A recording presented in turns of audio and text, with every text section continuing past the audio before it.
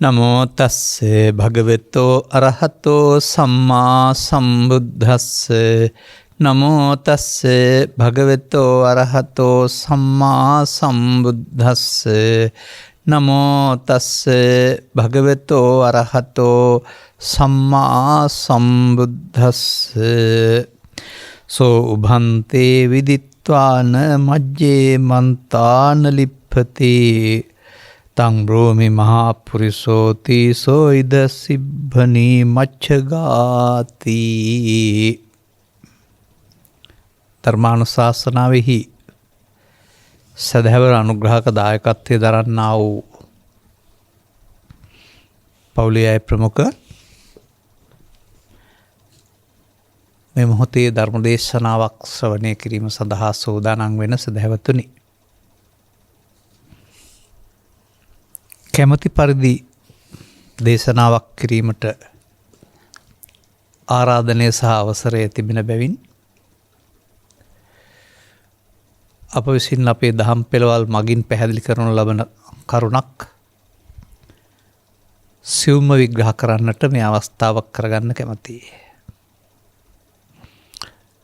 මේ ගාථාව මම දැන් කීප වතාවක් කියලා ඇති. නමුත් මේ ගාථාව මේක කිව්වට පැහැදිලි කරන්න එක දෙයක් නෙවෙයි.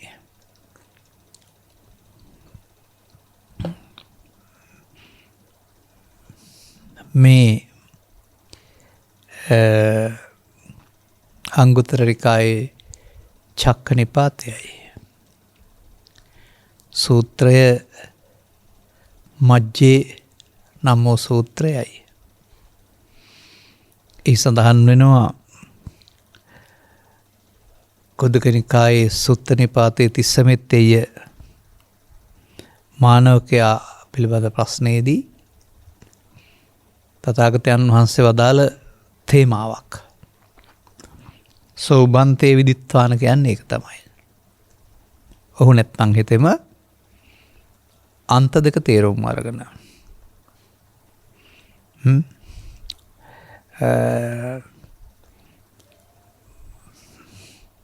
මජ්ජේ මන්තා නලිප්පති මැද නොතැවරේ නම්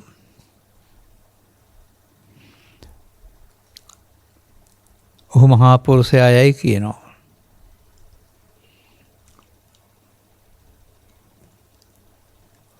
ඔහු මේ පංචස්කන්ධේහි වියමන එමය එකට කියන්නේ. නැත්නම් සසරගත බන්ධනය අතන් තෘෂ්ණාව ඉක්ම ගියයි කියලා කියනවා. මේක තමයි තථාගතයන් වහන්සේගේ ප්‍රකාශය. මේක තමයි භික්ෂූන් වහන්සේ අතර සාකච්ඡාවට භාජනය වෙන දේ. මෙහිදී එක්තරා භික්ෂුවක් අනිකුත් භික්ෂුන් වහන්සේලාට ඉදිරිපත් කරන අදහසක් තමයි අපි අද සාකච්ඡා කරන්නේ. එවං උත්තේ අඤ්‍යතරෝ භික්ඛු තේර භික්ඛු යතද වෝච. මෙහෙම කිව්වයින් පස්සේ තවත් එක්තරා භික්ෂුවක් තෙරුන් වහන්සේලාට මෙහෙම වදාලා. නාමංකෝ ආවසෝ ඒකෝ අන්තෝ.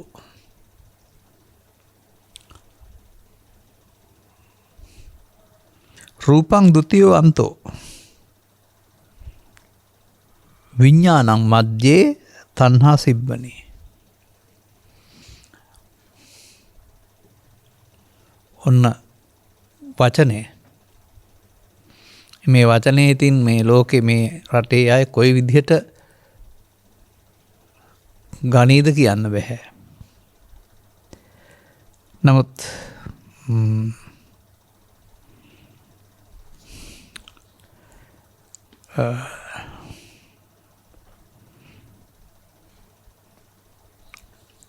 තණ්හාවම ඒ භවයාගේ ඉපදීම සඳහා අතීත පච්චුප්පන්න අනාගත වශයෙන් බියනෝ.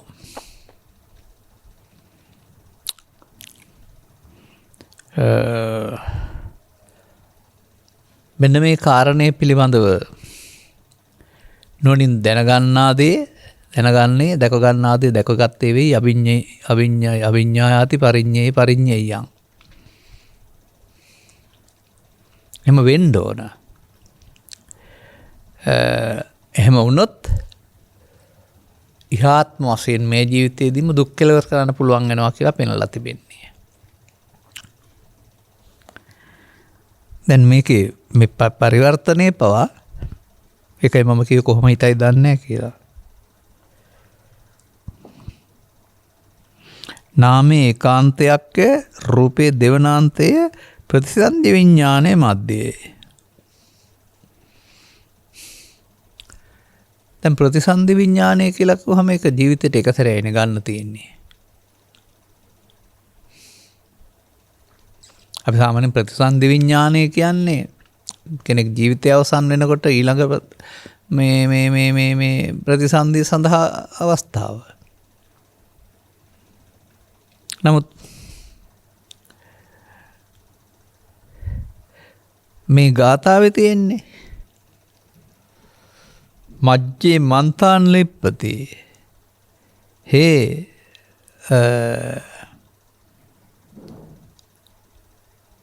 මේ පංචස්කන්ධ එහි සිබ්බනි සංඛ්‍යාත තෘෂ්ණාව ඉක්මවා යනවා.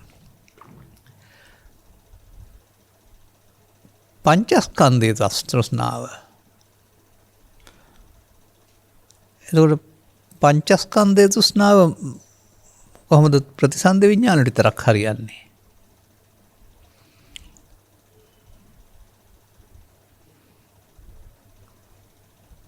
පංචස්කන්ධය කියන එක ජීවිත අවසානයේට විතරක් පාවිච්චි වෙන එකක් හරි එකක් නෙවෙයිනේ.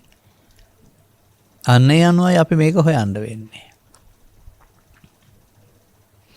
නාමයේ ඒකාන්තයක් රූපයක් ඒතාන්තයක් වෙන්නේ කොහොමද කියලා. නමුත් පංචස්කන්ධ කියන වචනේ අපි එතෙන්ද ගන්න පුළුවනි.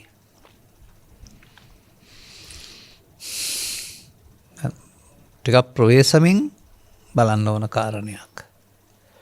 ඔය පඬිත වැනි සූත්‍රවල නාම රූපං කියලා තියෙන්නේ මේ ඉස්සරහේ තියෙන දේවල් වලට ඉස්සරහ තියෙන රූප ශබ්ද ගන්ධ රස වගේ දේවල් ඒවට අපි තමයි නම් කරලා තියෙන නිසා නම් කරපු රූප නාම රූප කියන එක.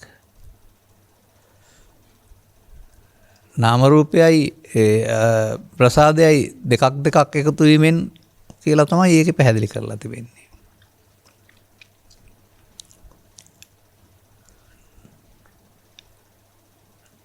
රූපංච කියන පදයට රූප කිව්වහම කෙනෙකුට විවිධ අදහස් ඇති වෙන්න පුළුවන්. රූප යන ශරීරයයි, රූප යන පඨවි ආපෝ තේජෝයි ආදී වශයෙන්. නමුත් අපි මේක බලන්න ඕන අපි තුල නෙවෙයි. සමස්ත සත්ව සමූහයාගේ සසර ගමන තුල.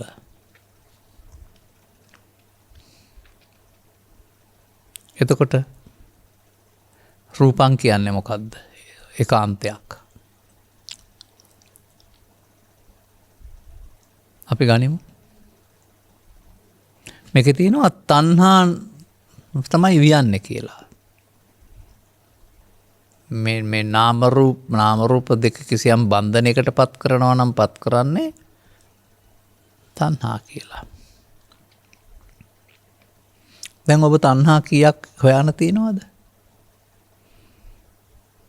පළවෙනිම ගත්තොත් නම් තණ්හා විතරයි.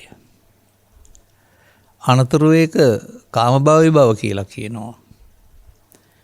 ඒ ඔක්කොටමත් මේ නාමංච රූපංච තණ්හා සිබ්බනේ තියෙන්න ඕනේ.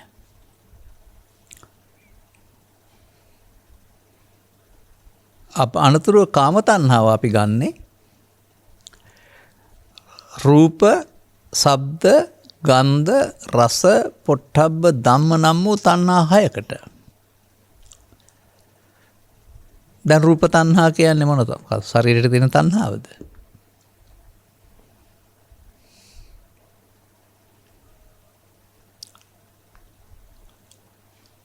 එතකොට එහෙමනම් අපට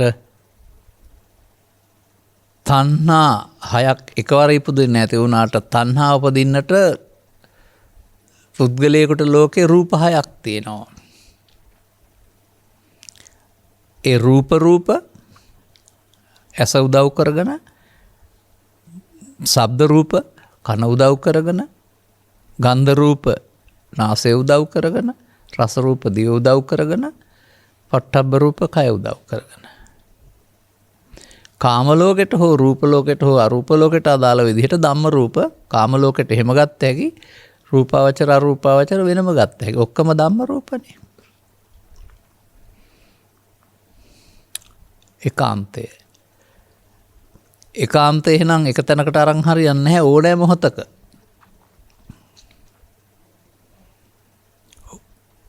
මේ ස්කන්ධ පංචකය තුල ගන්න වෙනවා ඒ රූපේ ආකාරය තම තමන් විසින් බාහිර දේවල් උදව්වෙන් මේ රූපයක් ප්‍රසාදය ඇති වෙනකොට රූප ආකාරය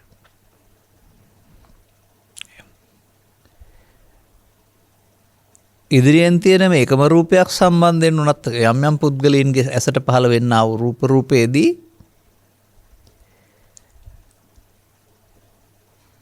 ඒකට අදාළ වේදනා සංඥා සංකාර විඥාන ඒකාකාරී වෙනවද නැද්ද? වේදනා සංඥා සංකාර.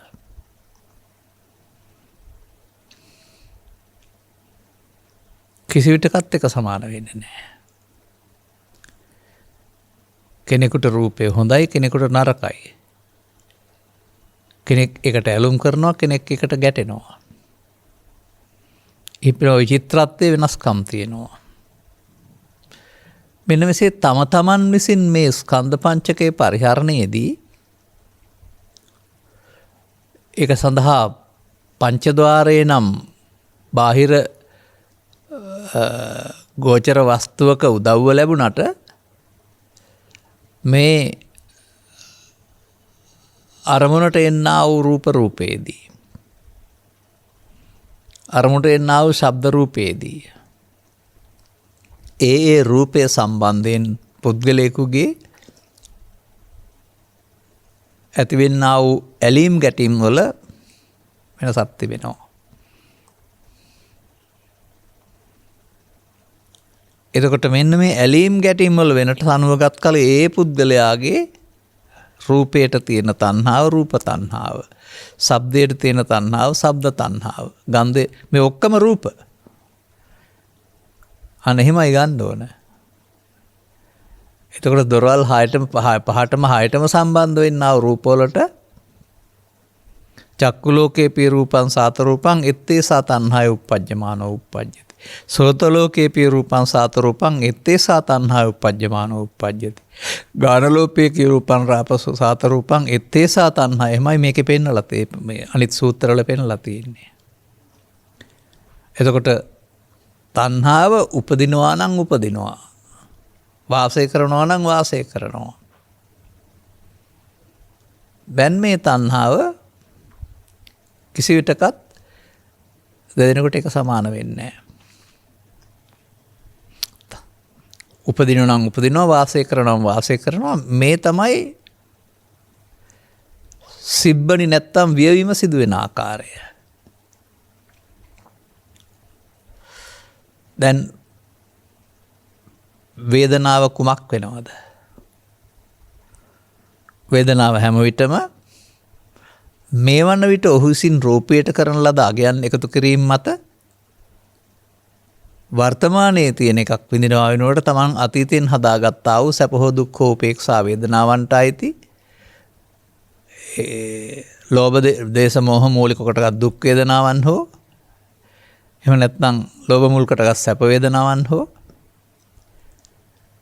එහෙම නැත්නම් මොහේ මුල් කොටගත් උපේක්ෂා වේදනාවන් හෝ වේදනාව බාහිර දේ උදව්වෙන් තමන් හදාගත්ත මේ රූප ප්‍රතිබිම්බය කෙරෙහි ඇති කරගන්නා වූ ඇල්ම ගැටීම මුල් කොටගෙන විඳීම විවිධ වෙනවා. අන්න එතකොට එත්තේසා තණ්හාය උප්පජ්ජමානෝ වේදනාවට තණ්හා කරනවා. එහෙම නැත්නම් මේ වේදනාව වේදනාව යම් ආකාරයේද තණ්හා කරන්නේ සංඥාවෙන් හඳුනනවා. වේදනාව යම් ආකාරයක සංඥාවෙන් හඳුනන්නේ ඊට අනුව සංඛාරයේ තමයි අර තණ්හා ස්වභාවය වෙනස් වෙන්නේ. එතකොට රූපේ ඒකාන්තයක් කියන්නේ ශරීරේ ඒකාන්තයක් කියන එක නෙවෙයි. ආරම්මන ඒකාන්තයක්. පංචස්කන්ධය පහළ වෙන්නේ දොරවල් හයෙන් නම් අපට එතකොට රූපේ ඒකාන්තයක්. ඒකට අදාළ වේදනා සංඥා සංකාර තවත් අන්තයක්. වේදනා සංඥා සංකාර පිළිබඳව විඥාණයට මතයක් නැහැ. සිදුවෙන ආකාරයෙන් හඳුනාගන්න එයා. ඒ නිසා විඥාණය මධ්‍යස්ථයි තමයි. එයාට මේක හරි කියන්න හරි මේක වැරදි කියන්න හරි ඕන කමක් නැහැ. නමුත් මේ රූප සහ මේ නාම තණ්හා විසින් මොකද කරන්නේ? බන්ධනයකට පත් කරනවා. දැන් එතකොට ඒක පංචස්කන්ධය වෙන්නේ නැහැ. බන්ධනයේදී පංච උපාදානස්කන්ධය වෙනවා. ඒක තමයි වියමන. දැන් මේක ජීවිත අවසානයේ ප්‍රතිසන්දි විඥාණයට විතරක් අරන් හරියනවද? මේ සසර වියමන සිදුවෙන ආකාරය.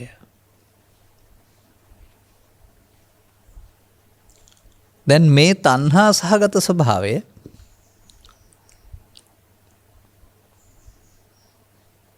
පහත් මට්ටමකට වැටුනොත් මිනිස් ස්වභාවය ඉක්මවා යන සතා සතුන් භුක්ති විඳින ආකාරයේ තණ්හාවකට වැටුනොත් කාම තණ්හා කියන පැත්ත.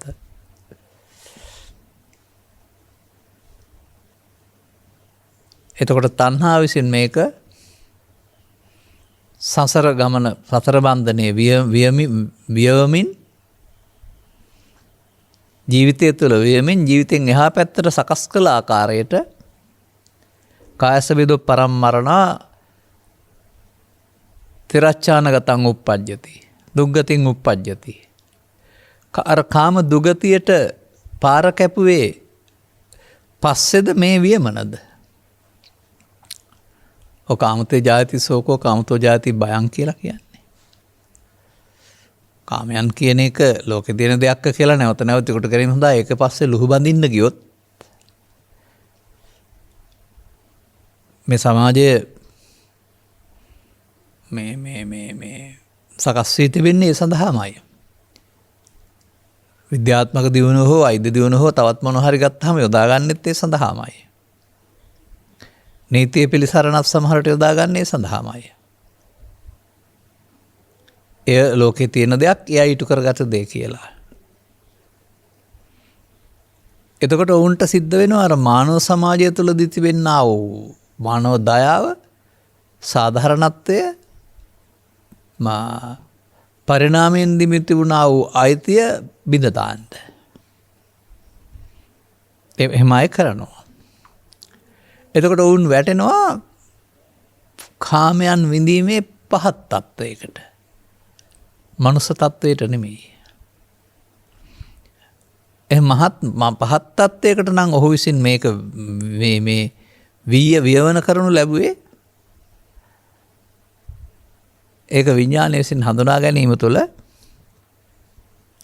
ජීවිත කාලයට අනුගමනය කිරීමේ ප්‍රතිඵලයක් වශයෙන් කායසබිදෝ පරම්මරණා දුග්ගතින් උප්පජ්ජති. එතකොට අන්න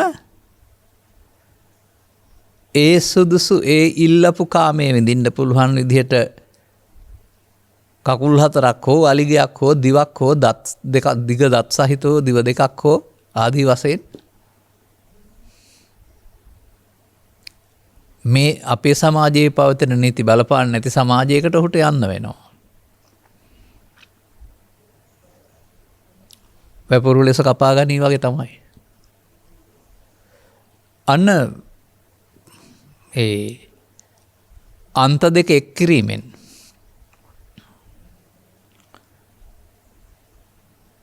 තෘෂ්ණාව විසින් කාම තණ්හාවේ ඇලී ගැලීම තුළ කාම දුගතිය පැත්තට කයෙන් කෙනෙක් ගියේ නැති වුණාට පහතට වැටෙන හැටි අඩියට.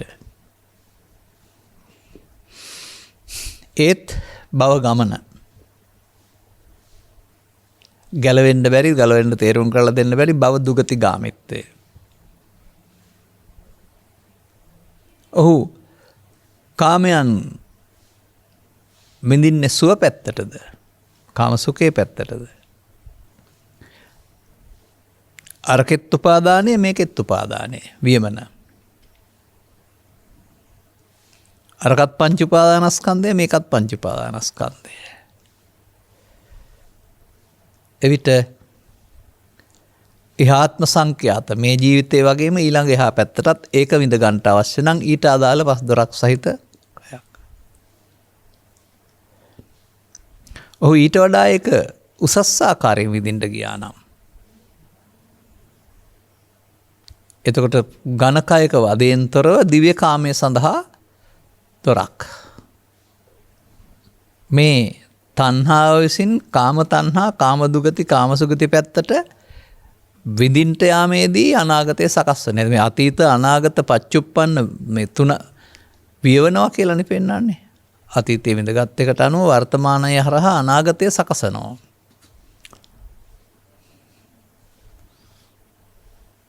තණ්හාව විසින් තමයි මේ සංසිද්ධිය නැත්තම් සැකසීම කරනු ලබන්නේ.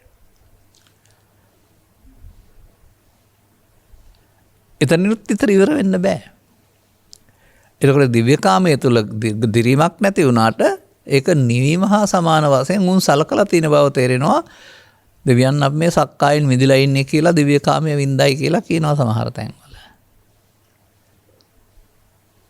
නමුත් ඒත් පංච උපාදානස්කන්ධ සක්කායෙන් නැත්තම් සිබ්බණියෙන් මිදිච්චලා නැහැ. අපි ඒක තේරුම් ගන්න ඕන. මේක මහ ලොකු දෙයක් කියලා සමාජයට අඟවලා තිබුණාට අපිට පොතපත ඇඟෙව්වට මේ හොයපු පැත්තට ගිහින් තියෙන්නේ කියලා. දැන් භවවිභව ගත්තාම ඊට එහාට ගියාම ඒ මොන තණ්හාවද? ඒ රූප ශබ්ද ගන්ධ රස පොට්ටබ්බ නෙමෙයි. ධම්ම තණ්හාවේ වෙන පැත්තක්. රූප ශබ්ද ගන්ධ රස ඇති වෙන්නේ නැති වෙන බැවින් ඒවත් සමග ලෝභ දේශම උපදින බැවින් ඒවා උපදින්නේ නැති වෙන්න අපි අරමුණක් හුරු කරගන්නවා. මේ අරමුණට එකතු වීම සිත සමාධිගත වීමක් තියෙනවා. සමාධිගත වීම තුළ ඒ නිමිත්ත මුල් කොටගෙන අනික් දුක්ඛම් කටළු එන්නේ නැතුව යනවා. දැන් ඒකට ඔහු ඇලුම් කරනවා. ඒ නිවීමයි කියලා හිතාන. එතකොට භව තණ්හා රූපාවචර භවයේ නිවීමයි. මට එතන හොඳයි, මම සදාකාලිකයි. නමුත් ඒකත් තණ්හාවේ වීමක් නේද? මිනිසා ඉක්ම යන විට රූපී අරූපී භවතල වලට ගියාට චුත වෙනකොට ඒකත් තණ්හා දාසකමක් නැත්තම් තණ්හාවේම හොඳ පැත්තට සසරේ රඳවා තැබීමක්. තවත් එහාට යනවා. යම් කෙනෙකුට පරිේෂණ කරමින් ඉන්නකොට මේක නම් වෙන්න බෑ, මේක අතරමඟ නතර වෙච්ච එකක් කියලා ඊටත් එහා පැත්තට අරූපාවචර සංසොන් සමාධිය හම්බ වෙනවා. අනිවාර්යෙන්ම මේ බඳු තත්වයකදී පෘථග්ජන පුද්ගලයෙකුට එහි තියෙනා වූ මේ සාන්තභාවය ධර්මයේ සඳහන් කරනවා දිට්ඨ ධම්මසුඛ විහරණය සහ සාන්ත විහරණය කියලා. එය සංසුන් ස්වභාවයෙන් අර ලෝකෝත්තර සමාධියට සමානයි. අවිද්‍යාව දුරු වී නැහැ, කෙලෙස් යටපත් වී තිබෙනවා. නමුත් ඒක ආයතනයක්. දැන් ලෝකෝත්තර සමාධිය කියන්නේ ආයතනයක් නෙමෙයි, පිහිටි හැටි දෙයක්. නමුත් මේක ආයතනයක්. මේ දෙක වටහා ගන්න පුළුවන් කමක් නැහැ. මේ වටහා වුණාට දත් එහෙම අදත් එහෙම තමයි අහුණාම. එතකොට ඒකිනුත් තණ්හා විපමුක්තසන මේ තණ්හාව විසින් රූපී අරූපී භව දක්වා වියමනක් හම්බ වෙනවා.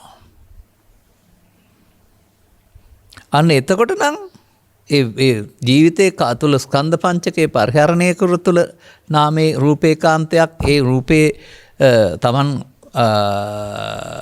බෙදා හදා ගන්නා වූ, වෙන් කර ගන්නා වූ ආකාරයට වේදනා සංඥා සංකාර නාමපත්ත ක්‍රියාත්මක වෙනවා.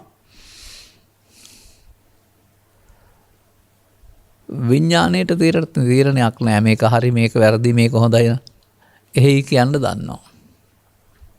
මජ්ජේ කියන්නේ මං හිතන්නේ ඔය කියන ආකාරයට මේ අර තීරණයක් නැති එක. නමුත් රූප තණ්හාවට අනුව වේදනා සංඥා සංකාර හට ගන්නකොට ඒ නාම පැත්ත හඳුනා ගන්නවා. දැන් පංචස්කන්ධ සංඛ්‍යාත සක්කාය ඒ ආරම්මණය තුළ පවතිනා වූ ඇලීම මුලාව ගැටීම තුළ තණ්හාව නැමැති සිබ්බණිය නැත්නම් වීම විසින් මොකද කරන්නේ? සසර ගමන වියවනවා.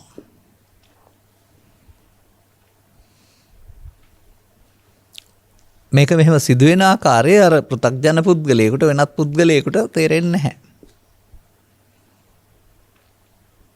පඹගාලක පැටලුණා වගේ Taman හොයන පැත්තට හමු වෙන බව. සන්නාට සම්භවි වගේ මේවත් මේ ඒසනා කියන පදෙන් ගන්නකො. කාම ඒසනා, භව ඒසනා. එතකොට මේ දෙකේ මේ කාම ඒසනා, භව ඒසනා තියෙන්නේ. මේ පද දෙකේ පෙන්වන්නේ. කාමයේ සොයනවා, භවයේ සොයනවා. සන්නාට සම්භවය. අන්න මේ අපි පැහැදිලි කරපු කාර්ය මේ කරුණ මෙහෙම වෙන බව තේරෙනකොට එහෙනම් දැන් අභිඤ්ඤේයම් පරිඤ්ඤයම් කියලා කතා කරන දැනගත යුතු දේ දැකගත දේ මොකක්ද?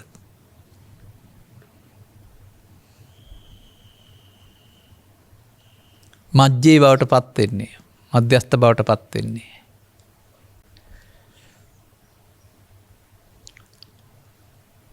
අන්න දිගු ගමනක් ඇවිත් මේ සංසාරයේදී විවිධ උත්පත්ති ලබාගෙන විවිධ පුණ්‍ය කර්මයන් ඔස්සේ අපි මිනිස් සුවතක් ලබාගෙන තිබෙනවා. ඒ මිනිස් සුවත අපට බොහෝ දෙනාට වඩා පැහැදිලි කරන කරුණු පිළිබඳව ගැඹුරින් හිතා බලන්නට ගම්බීරේසු ටානාටානේසු ගැඹුරු තැන් කෙරෙහි ප්‍රඥාව යොමු කරන්නට තරම් සසර දියුණු කරගත්ත පුරුද්දක් තියෙනවා. සමහර අයට එහෙම නැහැ. බැලුමට හැමෝම මිනිසුන් වගේ මිනිස් කයවල් තිබුණාට තේරුම් ගැනීමේ හැකියාවේදී ඊට පහළ මට්ටමක මේ පිළිබඳව අහන්නවත් බැරි කම්මැලි එතන නිදිමත හිටන මට්ටමක අය ඉන්නවා. අපිට ඕවා තේරෙන්නේ නැහැ කියන්න හරි. නැත්නම් කාමයන්ගේ සැප සම්පත් වලින් එහාට දෙයක් තේරෙන්නේ නැති අය ඉන්නවා. එතකොට ඔවුන්ට මේ මෙත සඳහන් කළ පරිදි මේ අපි කතා කරන වචනයක් තියෙනවා අභිඤ්ඤේයං අභිජානාති පරිඤ්ඤේයං පරිජානාති වලට එන්න බෑ. එහෙනම් ඔහු අර අන්ත දෙක වියපු එකෙන් පංචස්කන්ධේ පංච උපාදානස්කන්ධම් බවට පත් කරන පංච උපාදානස්කන්ධයෙන් කාම තණ්හාවෙන් භව තණ්හාවෙන් විභව තණ්හාවෙන් ජීවිත අවසානයේදී අන්න එතකොට නම් ප්‍රතිසන්ති විඥානය තමයි. ජීවිත කාලය තුළ විවාහගෙන ඒ වියගත් ආකාරයට භව ගමන සකස් කර ගන්නවා. දැන් භව ගමන ජීවිතයේ අවසානයේ මොහොතේ අනුගමනය කරපු එක ප්‍රතිඵලයක්ද? නැහැ. ජීවිතය තුළ අනුගමනය කරනකොට අදාළ පැත්තකට ඇදීගෙන යනවා. ඔහු ඒසනාව මොකක්ද? ඒසනාව කියන්නේ සෙවීම. ලබාගත් ජීවිතය තුළ සියල්ල පහත් කාමයක් සෙවීම සඳහාද?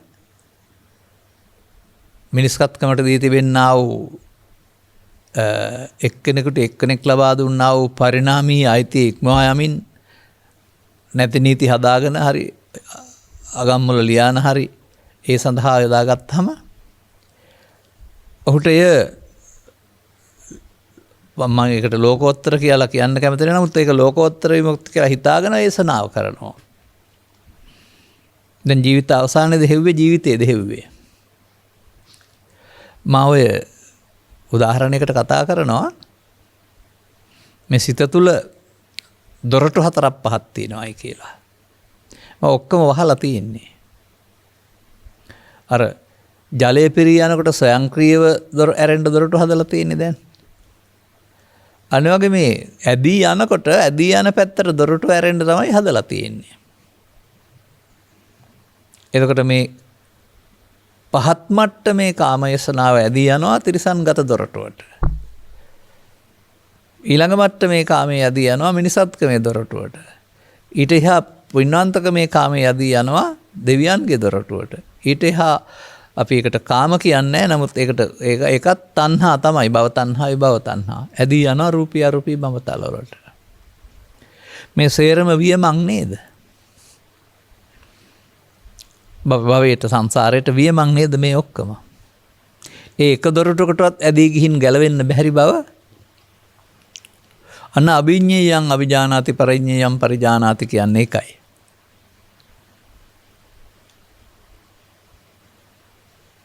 එහෙ ගිහින් කවර කතාවද මෙහෙනුත් බොහෝ දෙනාට බැරි කොට. එහෙම එකක් සිදු වෙන බව තේරුම් ගත්තාම ඒ දොරටුවට ඇදී නොයන්න තව දොරටුවක් තියෙනවා. අර දොරටු ඔක්කොම පරලෝ යාමේ දොරටු.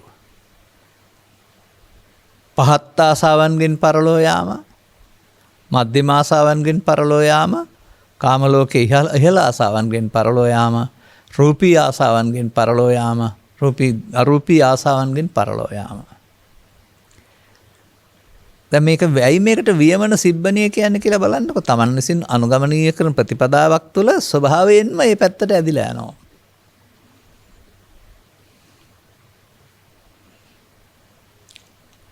මෙහෙම තේරෙනකොට ඇදී යන හැටි තේරෙනවා. ඊට පස්සේ ඒක වැටුනහම සසරට වැටුනහම ගැලවෙන තැනකට වැටලා නැහැ කියලා තේරෙනවා. අපි ඉතින් මෙහෙ සිහිනමාමවා දෙවියන් වෙත ගිහින් ගැලවෙන්න පාරක්, බඹලෝ ගිහින් සැප විඳින්න පාරක්, මුලාව විසින් හිතේ හදාගෙන හිත සනසවා ගන්නවා අපිට සැප ලැබෙයි කියලා.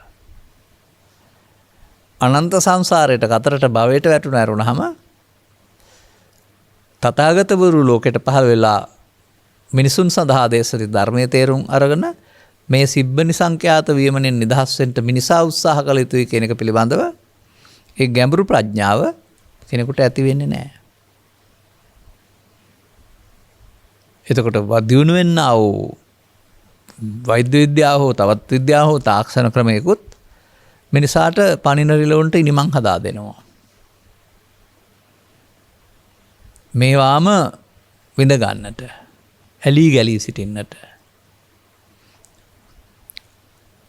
අන්න ඒ විදිහට මිනිස් වර්ගයා ආස්වාදයේ පිටුපස ලුහු බඳින, ආස්වාදයට එහා මුකුත් එපා කියලා කියන, ආස්වාදයේ මත ලබා දී තිබෙන්නා වූ වගකීම පැහැර හරින, ආස්වාදයේ ලබන්න ගිහින් ලැබෙන ප්‍රතිඵල විනාශ කරන තැනට දියුණු කරන් තිබෙනවා. උපන් මිනිසා තවත් මිනිසෙකු ඉපදීමට ඔහුට ලබා දී තිබෙන හැකියාව, මිනිසාක් වහම් පිරිමි යන මේ ස්ත්‍රී පුරුෂ මේ කෛරාටිකකම සමග මේ ආස්වාද ගිජුකම සමග දියුණු තාක්ෂණය යොදාගෙන තවත් මිනිසෙකු උපදින්නේ නැති තැනට කටයුතු යොදන්නට මේ සියල්ල යොදා ගන්නවා. ඒ අනාගත පරපුරට ආදරයටද තමන්ගේ ආත්මාර්ථයට කරගන්නද. ඉතින් වචනත් එක්කලා කීව හැකි මම කියන්නේ තේරුම් ගන්න පුළුවන් අය තේරුම් ගන්න.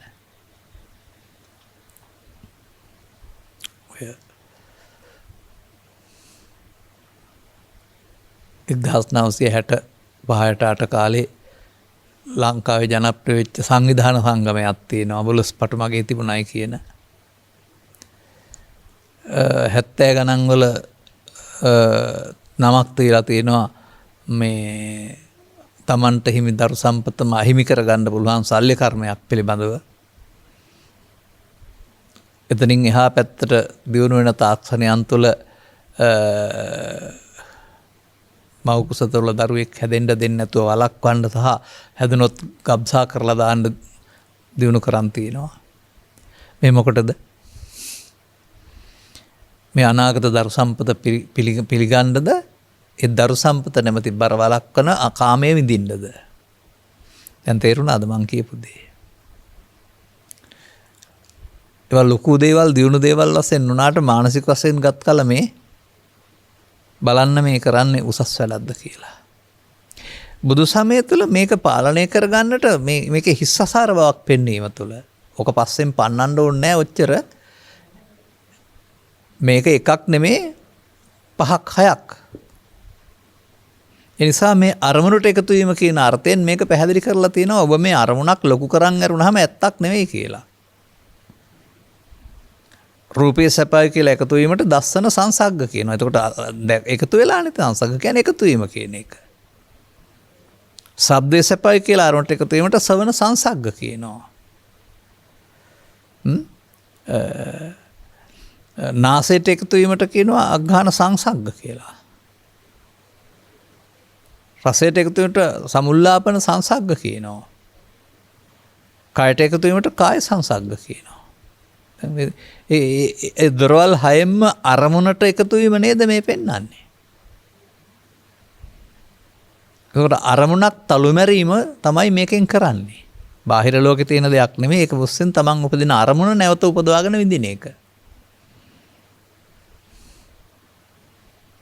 ඇයි ඒකට කාමයට මස් කට්ටක් කියලා පෙන්වුවේ? මස් කටුවල මස් නැහැ. නමුත් මස් කටුව හපන්න ගියාපහම හක්ක තුවාලලා ලේවුනන එක රස විඳින්න පුළුවන්. අන්න ඒ බඳු තත්ත්වයක් තුළ මේවා හොයන්න ගියාපුවම ඒ මිනිස් සමාජයේ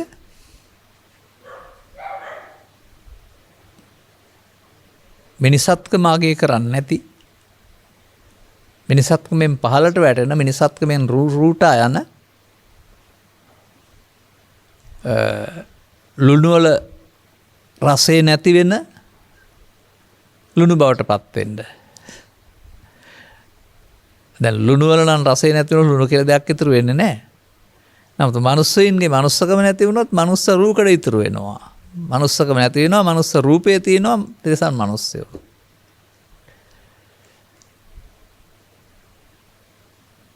එතකොට අර කනවයි කියලා ගෙරිමස් බෙල්ලේ බැඳගෙන කනවා කියනවා වගේ ඒ සඳහාම සියල්ල යොදා ගැනීමෙන් මොනවද මිනිස්සු හොයන්නේ? තව ඕනනම් ඒකට බුදු සමය ආමිෂ පූජාවත් යොදා ගන්නවා සප සම්පත් මතුලා ගන්න පුද පූජා පවත්වන එක. ලබාගත් ජීවිතයේ මේ දේවල් තේරුම් අරගෙන මෙහි පවතිනා වූ ලාමක බව, හිස්සසාර බව, මේක සිතුවිල්ලකට සීමා වුණා වූ මුලාවක් බව තේරුම් අරගෙන ඒ ලෞකිකය කියලා කියන්නේ මෙසේ හටගන්න දෙයකට කියලා තේරුම් අරගෙන මේක කවදාවත් ඇති වෙන දෙයක් නෙවෙයි නැවත නැවත ගත්තත් ඉවර වෙන සිතුවිල්ලක ලෝකයක් කියලා තේරුම් අරගත්තාම අනන්ත සංසාරෙත් මේක හොයන් ආවා. ඒ තාක්ෂණ ඔස්සේ ඇති උනේ නැහැ. අනන්ත සංසාරයටත් මේක හොයාන යනවා. ගැලවීමක් ඇතිවීමක් ඇති වෙන්නේ නැහැ. මන්දයත් එහි ඔය ස්වභාවය පිළිබඳ විවෘත කරන්නෝ පැහැදිලි කරන්නෝ බුදුවරු වරුණාම තවත් කවුරුත් නෙවෙයි. සමහර විට සමහර ආගම්වල නීති රීති ඒ සඳහාම නීති රීති වලින්ම සකසා දෙනවා. බුදු සමයෙන් නම් ඒකට එහෙම නීති රීති සකසා දීලා නැහැ. රජෙන් හෝ වෛද්‍ය විද්‍යාවනෝ නීති රීති සකසා ගන්නව වරුණාම. බුදු සමය තුළ ඒ සඳහා සීමිත ඒක ගැඹුරින් තේරුම් ගන්නට බැරි නම් තිරිසන්ගත සත්වයක් නොවෙන්න සීමිත බවක් ලබා දීලා තියෙනවා. ඒ අර පරිණාමීය අයිතිය. දැන් තේරුණාද? ඒකෝ අන්තෝ උබෝ අන්තේ විදිත්වාන. දැන් වියොත් වියමන සසරට. දැන් මෙන්න මේක තේරුම් ගත්තාම අපි අර වචන වලට ගන්නවා. එත්තාවතාචකෝ ආසෝ බික්ඛු අභිඤ්ඤයං අභිජානාති පරිඤ්ඤයං පරිජානාති අභිඤ්ඤයං අභිජානන්තෝ පරිඤ්ඤයං පරිජානන්තෝ. එතෙන්ට ඒ භික්ෂුන් වහන්සේලා අතර නිසා භික්ෂු ගැන කතා කරන්නේ යමෙක් දැනගත යුතු දේ දැක ගනීද? දැකගත යුතු දේ දැක ගනීද? දැන ගැනීමෙන් දැක ගැනීමෙන් තමයි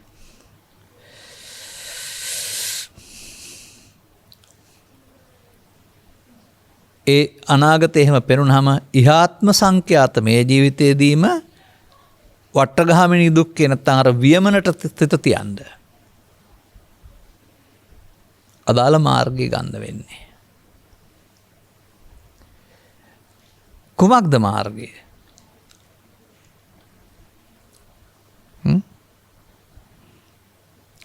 ඉහාත්ම වශයෙන්ම දුක් කෙලවර කරන්නේ කොහොමද?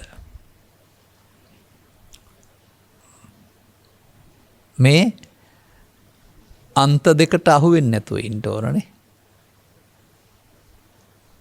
රූපයත් නාමයත් දෙකට එන දේ මමත්වෙන් ගැනීම තුළින් පංචස්කන්ධේ පංච උපාදානස්කන්ධයක් බවට පත් වෙලා අන්තයට සතර වියවනවා.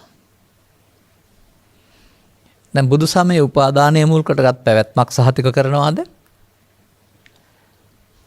උපාදානෙන් මිදීම මුල් කොටගත් නැමැත්තක් සහතික කරනවා. නැමැත්මක් සහතික කරනවාද? උපාදානෙන් මිදෙන්න ඕන ජීවිත අවසානයේද? උපාදානෙන් මිදෙන්න ඕන පුද්ගලයෙක් වශයෙන්ද? නෑ, උපාදානෙන් මිදෙන්න ඕන කාම උපාදානයේ කෙනා කාමයේදී. ඒ කියන්නේ කාමයේ රූප ශබ්ද ගන්ධ රස පොට්ටබ්බ ධම්ම උපාදාන කියලා පහකට බෙදෙනවා. කාමයේ රූප ශබ්ද ගන්ධ රස පොට්ටබ්බ ධම්ම තණ්හා කියලා පහකට බෙදෙනවා. දැන් ඒකේ මිදීමේ අවශ්‍යතාවය තේරුම් ගන්න ඕනනේ. එතකොට විඳීමේ අවශ්‍යතාවය තුළ භව ගමන තියෙනවා. එහි ආස්වාදයක් තිබෙන බැවින් සහ ආදීනව නොදන්නා බැවින් ඒක පතනවා. සමාජයට තියෙන ප්‍රශ්නේ ආස්වාදය දන්නවා, නමුත් ඒකේ ආදීනව දන්නේ නැහනේ. අන්න මෙතන පෙන්නනවා ආස්වාදය ආදීනව දැනගත්තොත් ඔහුට මේ ආස්වාදයේ ලොකු දෙයක් වෙන්නේ නැහැ, මිදෙන්න ඕන වෙනවා කියලා. අන්න එතකොට ඒක තමයි අර අභිඤ්ඤයං අභිජානාති පරිඤ්ඤයං පරිජානාති කියන්නේ. දැනගත යුතු දේ. කොයිතින් ආස්වාදයේ මේ චක්කුණා රූපං දිස්සා උප්පජ්ජසුඛං සෝමනස්සං රූපස්ස ආස්වාදෝ කියලා නම් කියලා තියෙනවා. ආදීනව දුකයි කියලානේ තියෙන්නේ. අනිත්‍ය. ආදීනව අනිත්‍යලු. මට නම් එහෙම පේන්නේ නැහැ. මට පේන්නේ ආදීනව යන අයහපත් විපාකනේ. එහෙනම් මේ ආස්වාදය නැවත ඉල්ලන නිසා ඒ පැත්තට භව ගමන හැදෙන එක නෙමෙයි ආදීනවය. කාමයන්ගේ පහත් පැත්තට, මධ්‍යම පැත්තට, උසස් පැත්තට කොහින් පැත්තට ගත්තත් උපාදානයේ භව ගමන නෙමෙයි ආදීනවය. එහෙ ගිහින් මිදෙන්න තැනක් නැති නිසා යම රජුරෝ කියලා දෙන්නෙත් නැහැ, සක්‍ර දේවේන්ද්‍රයා කියලා දෙන්නෙත් නැහැ, මහා බ්‍රහ්මයා කියලා දෙන්නෙත් නැහැ. එහෙම ඉන්නවා කියන අර්ථයෙන් නෙමෙයි මම මේ කතා කරන්නේ. ඒ තැන් වලට ගියාපම ලොක්කෝ ඒගොල්ලෝනේ. දැන් ඊට වඩා උත්තරමයක් තමයි ওই තුනටම අග්‍ර තුන් ලෝකාග්‍ර. තිලෝ ගුරු. ඒ උත්තරමය තමයි මේක මිනිසුන්ට කියලා දෙන්නේ. ජීවිතය තුළ ආස්වාදයේ පිටපස ලුහු බැඳීම වෙනුවට නිස්සාරණයක්. ඒ පොඩි දෙයක් මේක අතහැර දැමීමද පෙන්වන්නේ, නැත්නම් ඒ නිසා ලොකු දෙයක් ලැබෙන බවද පෙන්වන්නේ. මේ ආස්වාදයට ගිජු වීම තුළ සංසුන් බවක් අතහැරෙනවා. මේ ආස්වාදයට ගිජු වීම තුළ ධර්මයට පිටුපානවා. අන්න ධම්මන්තරණං ගච්ඡාමි කියලා වචන කිව්වට උන් ධර්මයට පිටුපාලා යන අය. දැන් දේවදත්තත් බුදු වෙන්න ගිහින් ධර්මයට පිටුපාලා මොකද කරේ? තමන් විශාල විපාකයක් හදාගත්තා. ඔබත් මේ බුදුරුහෙලි කරවදාලා වූ ඉදම්පි ධම්මේ රතනම් පනීතං කියන මේ ප්‍රණීත වූ ධර්මයේ තේරුම් අරගන්නේ නැතුව ඒකට පිටුපෑවොත් ඔබටත් ඒ පිටුපෑම නිසා ධර්මයට පිටුපෑමේ දඬුවම වශයෙන් විපාකයක් සසරේ හදාගන්න වෙනවා. සහ විඳින්න සහ විඳවන්න වෙනවා. දැන් මේ ධර්මයට පැමිණීමට මොකද්ද කරන්න ඕනේ එතකොට? මේ තණ්හා සංඛ්‍යාත සිම්බනිය. තණ්හාය විප්පමිඋස්සස්ස. තණ්හාව කොහොමද නැති කරන්න කියලා සමහර අය අහනවා. නමුත් තණ්හාව අද එකක් නෙවෙයි. නොදන්න කාලේ තමන් හදාගත්ත පරණ තැනකට රැවටීමක්. තණ්හා කරන්නේ මොකේටද? වේදනාවට. වේදනාව කියන්නේ බාහිර වස්තු වල තියෙන එකක්ද ඔබේ හිතේ හටගන්න විඳීමද? විඳීම මොකක් නිසාද? පස්ස. ස්පර්ශය නිසා. ස්පර්ශය කියන්නේ මේ තුනක් එකතු වීමද? නෑ. ඒක පරණ එකක්. තමන් තේරුම් ගන්න පෙර සැපයි දුකයි උපේක්ෂා වශයෙන් තමන් විසින් හදාගත්ත නිගමනයක් ඒක. පරණ දෙයක්. මේ පරණ දෙයට තමයි අපි මේ නැවත නැවතත් ඇලුම් කරන්නේ. ඒ පරණ දේ අරගෙන ඇලුම් කරන්න ගියාම වර්තමානය හරහා අනාගතයකුත් හැදෙනවා. අන්න වියමන. දැන් මොනවද අතහරින්න තියෙන්නේ?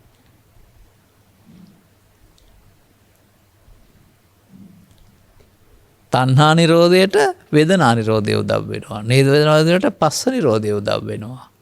මොකක්ද මේ නිරෝධය කියන්නේ? අරමුණු හමු වෙන එක වළක්වන එකද? අන්න දැන් ඔබට වර්තමාන ස්කන්ධ පංචකයේ මේ අතීතයෙන් ආවොත් පංච උපාදානස්කන්ධය වෙලා හතර වියවන වරුණම හතර හතිපට්ඨානයක් වඩන්න වෙලාවක් නැහැ. ඔබට මේ අනාගතය හදා දෙන්න ඔබ විසින් හදාගත්ත මුලාසහගත අතීතයෙන් කියලා දැක්කනම් ඒකට එකතු නොවෙනවා නම් ඒක උපන්න අකුසල්. ඒකට එකතු වුණාම නූපන්න අකුසල් උපදින පාර හදා ගන්නවා. එකතු වුණේ නැත්නම් උපන්න අකුසල් දුරු වීම නේද? යමකට එකතු වීමෙන් වැඩෙනවා නම් එකතු නොවීමෙන් මොකද වෙන්නේ? අර සක්‍රියාගේ ආසනයේ උඩ වාඩි වුණාව යකාගේ ගරුක්සාල කියලා දක්වන්නේ නැතුවම පිම්බෙන්නේ නැතුව හුලම් බැහැගෙන ගියයි කියනවානේ.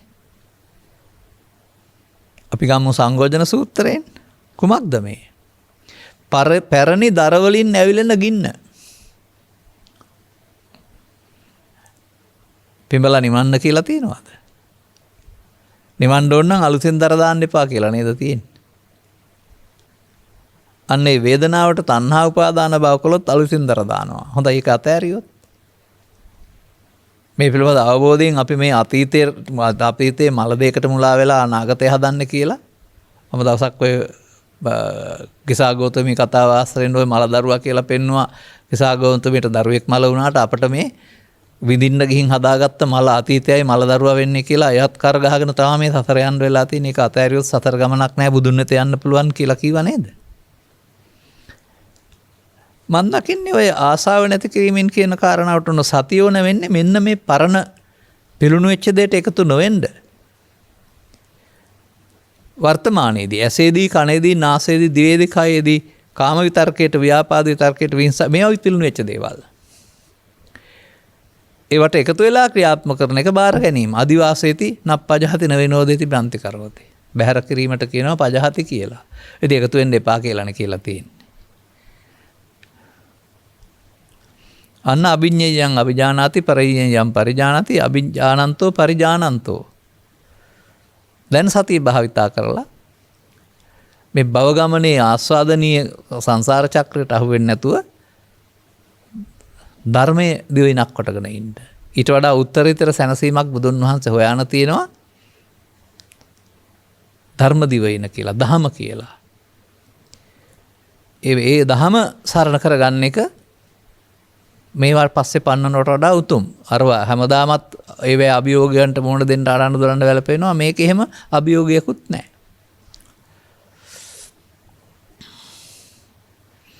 කවදානම් බුදුවරු ධර්මයේ කිව්වේ නිර්වාණයටයි මම ලබාගත් ජීවිතය තුළ කර්මය වෙනුවට නිර්වාණය සරණ කරන ජීවත් වෙන්න කැමතියි කියලා කර්මය අතහරින්න කවදානම් කෙනෙක් තේරුම් ගනීද?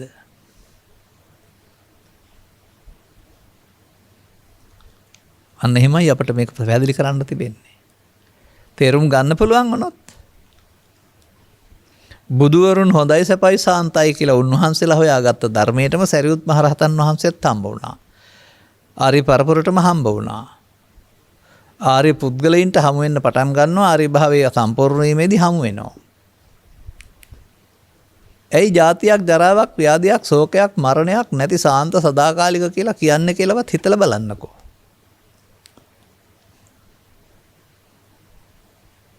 කොයිතින් අපට ඒකට ඉඩ දෙන්නේ නැහැ. නිර්වාණය කියලා කියන්නේ මරණයෙන් එහා පැත්තේ තියෙන දෙයක්. කය අතහැරුවම ලැබෙන දෙයක්, අනාගත බුදුහාඳුන ලබා දෙන දෙයක් කියලා. මේක කවදත් ලෝකයේ තිබුණ ලෝකෝත්තරය. ලෝකයේ කිව්වොත් වැරදි ලෝකෝත්තරය. අර ගමනක අවසානයේ වගේ ලෝකෝත්තරේ සසර ගමනේ අවසානයයි. නමුත් ඒ හිමි කර ගැනීම අපහසු දෙයක්. මන්දයත් මේ ලෝක සැපත පස්සේ පන්නන්න සියලුම උල්පන්දම් දෙනු ලබනවා දියුණුව විසින්. මේකට උල්පන්දම් දෙන කෙනෙක් නැහැ. බුදුරුන්ගේ ප්‍රඥාවලින් නුවණින්ම තේරුම් අරගෙන හැදෙන්න වෙනවා. ලෝකෝත්තරය. සලබාගත් ජීවිතය 16න් එකක් වූ ලෞකික සැප ලබා ගැනීම සඳහා කාලය ධනය සමය විද්‍යා තාක්ෂණය සියල්ල යොදාගෙන මේ අරමුණක් තලු මැරීම නම් වූ ආස්වාදයේ පිටපස යන්න එපා. එතකොට ඒක ඒ හොයන පැත්තට කාම රූප අරූප වාත්‍රේ ගමන හමු වෙනවා. නමුත් ලෞකිකේ තහනමකුත් නැහැ. ලෞකිකයි ලෝකෝත්තරයි දෙකම වින්දොත් නරකද?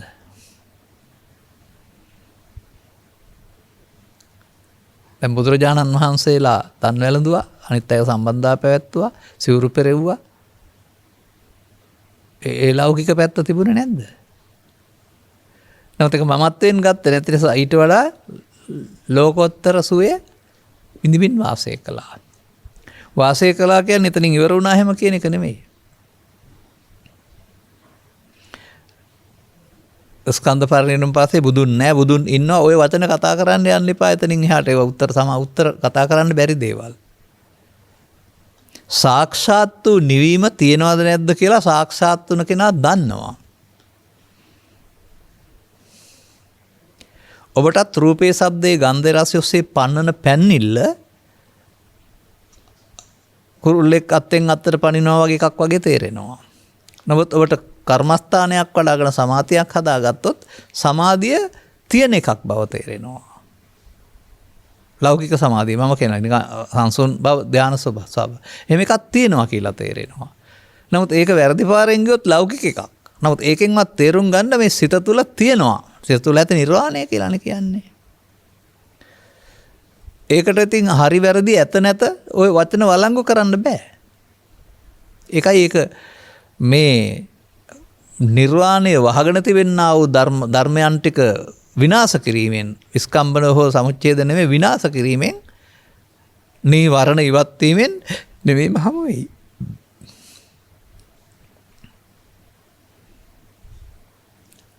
අර නීවරණ වලට අයිති කාරණයක් තමයි අර වියමන හෙවත් මජ්ජේ මැද නොතැවරීන්ට බැරිකම. නම් තේරුම් ගත්ත පුද්ගලයාට සැපයි කියලා හෝ දුකයි හෝ කියලා අල්ලගන්න බැරුව උපේක්ෂා සහගත වෙනකොට එහෙනම් ඔහුට මෙහි තිබෙන නිසා තව එහාට වියන්න ඕනකමක් නැහැ. ඉහාත්ම වශයෙන්ම ඔහු අර හෙවීම තුළින් ඒසනාව තුළින් හොයන්නා වූ කාම භව මේ ඒසනාව වෙනුවට ඔහු බ්‍රහ්මචර්ය ඒසන හොයාගත්තා. එපමණකින් සෙවීම අවසන් වෙනවා. සියුම් නම් තමයි, ගැඹුරු නම් තමයි. නමුත් සංරක්ෂණය කරලා දීලා තියෙනව නේද පොත්වල? මම කියන විදිහට නම් ගොන් කරත්තෙන් නැත්නම් අස්ස කරත්තෙන් ගිය මිනිසාට වඩා වත්මන් යෝගයේ මිනිසා හුඟක් දියුණුයි. ඒ දියුණුව අර කියන ඒසනේ කාම භව ඒසනේ සඳහාම යොමු කරන්නේ නැතිව ඒ දියුණු මනස බ්‍රහ්මචර්ය ඒසනේ කළා නම් මනුස්සකමින් පිරිහුණ මිනිස් සමූහයක් හදනවා වෙනකොට මිනිසත්කමින් පිරුණ මිනිස් සමාජයක්, පිරිහුණ සහ පිරිහුණ මිනිස්සු හදන්න පුළුවන් කාමයන් පස්සෙන් ගිහිල්ලා. නමුත් මේ මිනිස්කමින් පිරුණ සුවඳක් ඇති සමාජයක් හදනකොට ඒක තුළ සාමය, සාධාරණය, සහසුහදභාවය රජ යනවානේ. මේ මිනිසුන්ගේ ලෝකේ සුන්දරන කරන්න ලෝකයේ දේශේ මොහේ වැඩි දියුණු කරලා පුළුවන් කියලා හිතනවද ඔබ? කරුණු තේරුම් ගන්න. ඒ නිසා මේ පිළිබඳව අවධානය යොමු කරන්නන්ගේ පැත්ත බහුතරයට පත් වෙනකොට සමහර අය කියනවානේ මට භව ගමනක් සසරක් ඕනෙම නැහැ කියලා. ඒකට හේතුව ඇතිනේ ඒගොල්ලන් මොකක් හරි ඕන නැත්නම් නිදහස් වෙන්න කාරණේට හුන්ට එන්න පුළුවන් වෙනවා. අන්න බුදුරු ගලව ගන්නේ නැහැ. මේක පැහැදිලි කරමින් අනුගමනීය ප්‍රතිපදාවකින් මෙතෙන් එන්න කියලා තියෙනවා. එතකොට බුදුන් වහන්සේ කියන්නේ එතකොට පිළිමේ හෝ ශරීරය නෙමෙයි මේ බුදුන් වහන්සේගේ ධම්මකාය ඔබටත් හමු වෙයි. අදාළ කරුණු තේරුම් අරගෙන අනුගමනීය ප්‍රතිපදාවකටපත් වෙන්නට ලබාගත් මේ මිනිස්කම තුල මේ බුද්ධෝත්පාදය තුල සදහම් මතුවේක මේ කරුණු පැහැදිලි කිරීම හේතු ආසනාව වේවායි කියන සුභාශිංසනය කරමින් මම ධර්මානුශාසනාව මෙසේ අවසන් කරනු ලබනවා. මෙම උතුරු ධර්මය ධර්මදේශනාව ප්‍රඥානාලිකාව තුළින් විකාශනය කිරීම සඳහා සැරෙහි දායකත්වය දරනු ලබන්නේ ආදරණීය භාර්යාව වන ගුණවදී ජයසේකර මහත්මිය සහ දූදරු පිරිස. අරමුණ අවුරුදු 85ක් ආයු වළඳා වර්ෂ 2021 අගෝස්තු මාස 20 වෙනි දින පරලොව සැපත් වූ කුඩිරිප්පුව ගල්මුරුව පදිංචිව සිටි විශ්‍රාමික සමපකාර සමිති පරීක්ෂක WM ජයසේකර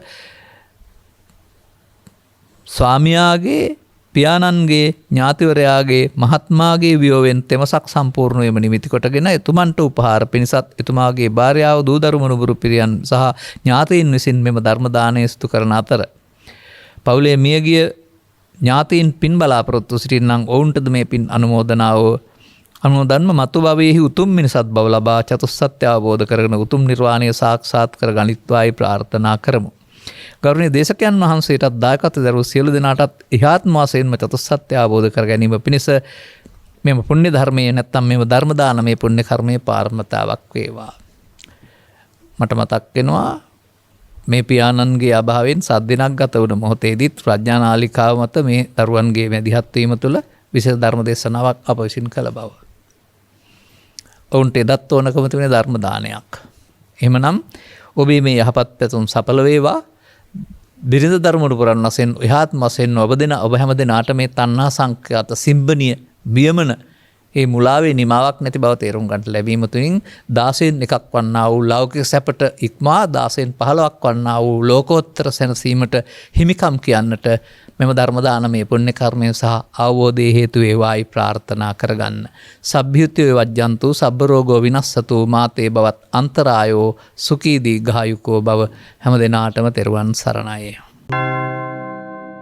දේශක්ඛයෝ නිබ්බානං